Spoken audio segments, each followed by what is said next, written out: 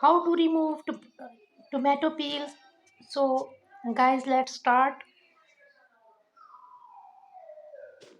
तो इसको जनाब हम लोग लगाएंगे इस तरह से नाइफ़ के अंदर, इसको हम लोग सेकेंगे आग के ऊपर।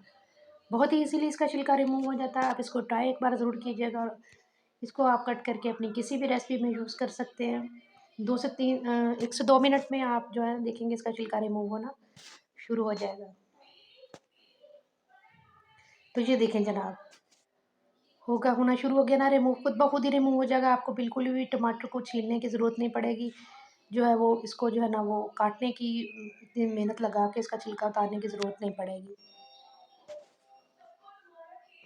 अगर मेरी आज की वीडियो अच्छी लगी हो तो इसको लाइक ज़रूर कीजिएगा, शेयर ज़रूर कीजिएगा और सब्सक्राइब तो ज़रूर ही कीजिएगा।